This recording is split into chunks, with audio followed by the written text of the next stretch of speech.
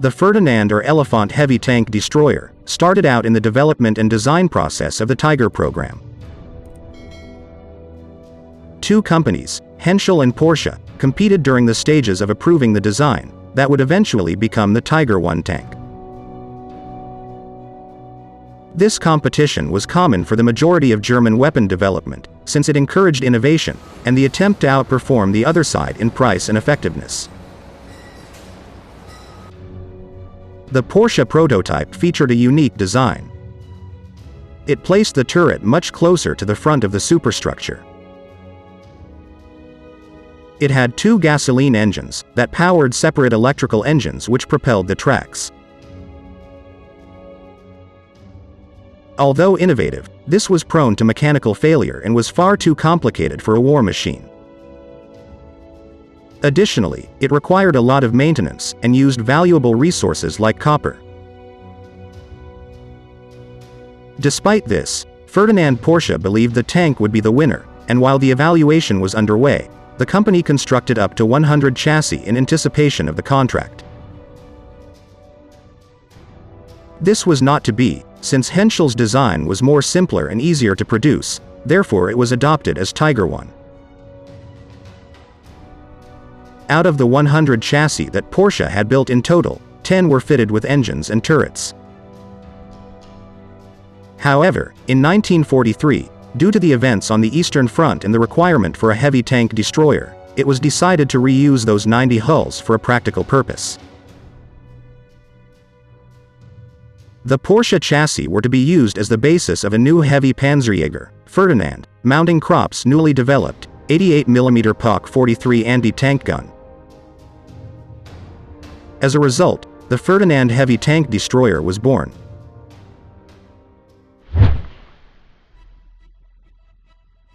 Ferdinand's first saw action in the Battle of Kursk, where 89 were committed, the vehicle's largest deployment throughout its service.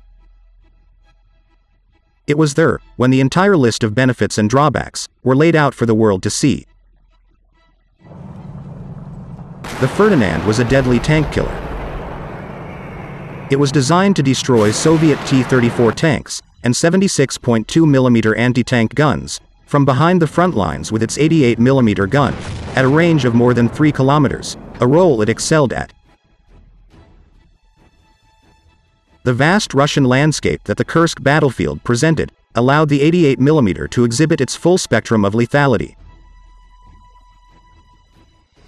Throughout the Battle of Kursk, the 653rd Tank Destroyer Battalion equipped with Ferdinands claimed 320 enemy tank kills for the loss of 13 Ferdinands. Additionally, it had superior armor. The front armor on the hull and superstructure was 200mm thick.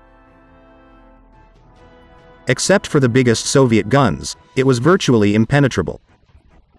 Side armor was 80mm thick, making it more vulnerable. In a long-range battle, the Ferdinand held the upper hand in terms of firepower, while also being strong enough to withstand precision fire from distance. On the other hand, the Ferdinand was 65 tons heavy. In comparison, the Tiger I tank weighed around 57 tons, while the Tiger II tank weighed 68 tons.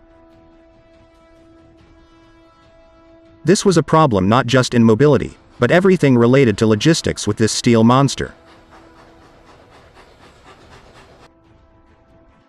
Mine damage and mechanical failure were the most serious problems at Kursk.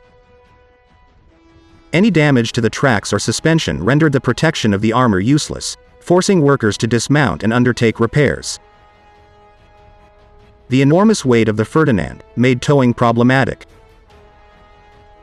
The Berge Panzer IV, that could tow a single Panzer IV without assistance, was the standard armored recovery vehicle in German service at the time.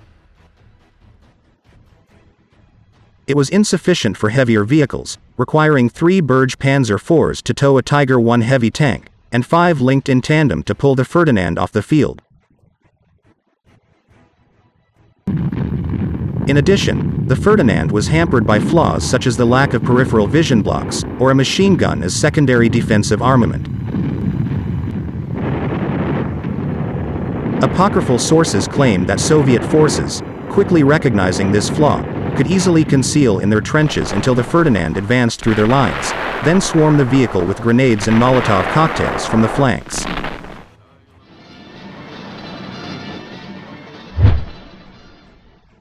The 50 surviving Ferdinands from Kursk fought numerous rearguard engagements in 1943, before being recalled to be modified and overhauled based on their combat experience. A ball-mounted MG-34 was installed to the front hull, as well as a new commander's cupola for enhanced visibility, and other upgrades were added such as redesigned armored engine grates, for better bullet and shrapnel protection, and the use of Zimmerit anti-magnetic mine paste. On the 1st of May 1944, the German Army High Command, OKH, issued an order formally changing the name of the Panzerjäger from Ferdinand to Elefant. This instruction prohibited the use of Ferdinand in the future, and even directed troops in the field to modify their records. The Ferdinand may have been the most successful mass-produced tank destroyer, used throughout the war in terms of kills per loss, with an average claimed ratio of around 10-to-1. This outstanding average ratio was owing to its superior firepower and protection, which provided it with a significant advantage when utilized in head-on combat or in a static defensive role. However, its operational capability was severely limited by low mobility and mechanical unreliability. They were transferred to Italy, where the Elefant's utility was hampered by narrow mountain roads and bridges. Some Elefants remained available in Europe, and a company of Elefants saw action in the Soviet Vistula offensive in January 1945, with some serving until the Battle of Berlin. However, with insufficient number of vehicle for an entire front, the impact of the Elefant tank destroyers was quite negligible in the course of the war.